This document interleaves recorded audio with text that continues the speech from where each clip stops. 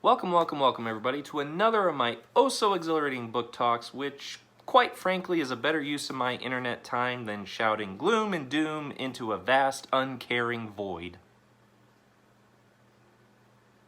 Cue obligatory title card. Thank you, Morgan, as always.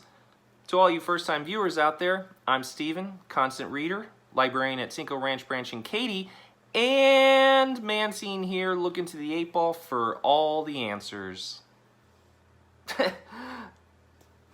Wow. Those speech bubbles really capture my desperation. Well played, Danny. Well played. He's standing there off camera. What do you say we move on? One of the reasons I became a librarian, and also why I really enjoy doing these book talks, is helping others find beautiful works of literature that might otherwise go unnoticed. And there's a great feeling in discovering a new favorite author, much like that first sip of a good scotch. Although a good scotch should taste like how a haunted 17th century wardrobe smells, but the point is, as a reader, there's a serendipitous joy that comes with first stumbling onto an author and their respective catalog. Which is why I've spent more time aimlessly browsing the stacks, where the thrill of discovery is as much part of the experience as the reading itself. Many of my favorite books were found in this manner, including the novel of today's book talk, Women of the Dunes, a beautifully rendered and thought-provoking Scottish tale that spans more centuries than my Western mind can comprehend. True story. British author Sarah Maine, seen here waiting for a callback about her EastEnders audition, crafts an exceptionally readable amalgam of historical fiction and love story, entwining realism, intrigue, and lore, all of which to showcase a lineup of passionate characters with robust spirits.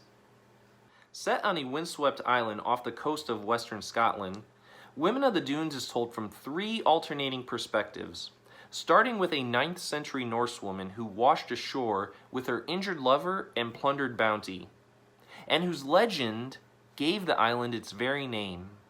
Fast forward 1,000 years to the Victorian era, where Ellen, a housemaid of the island's largest estate, the Sturrock House, has an illegitimate connection to the estate's family. And finally, you have contemporary late 20s archaeologist Libby Snow, who has her own familial ties to same area and house.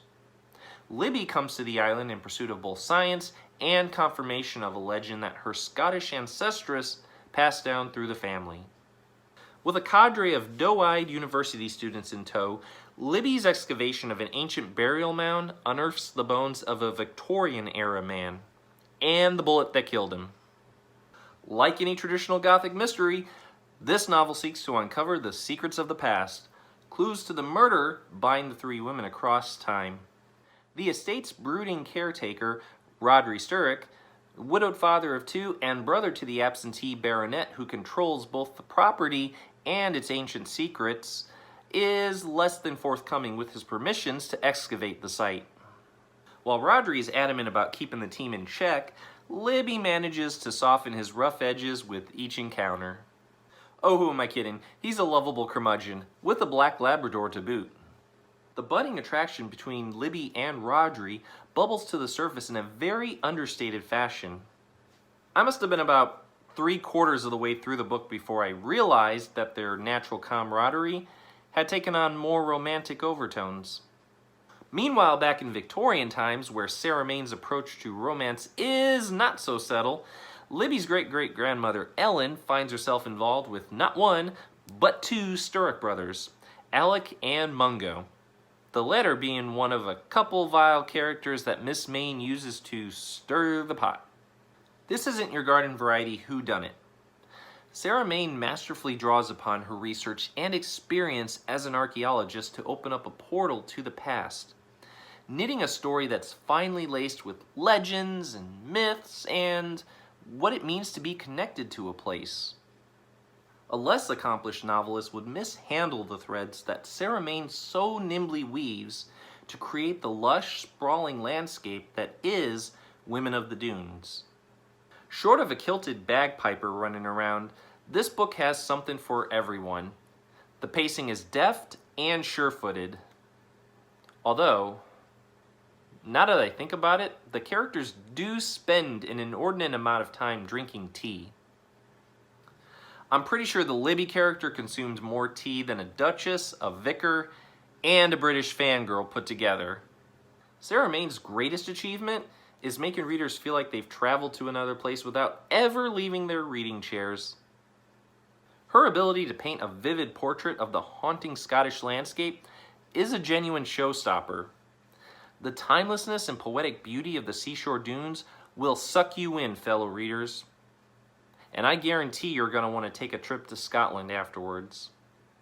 If the timeless works of Daphne du Maurier and Kate Morton are your cup of tea, then go check out a copy of Sarah Maine's Women of the Dunes.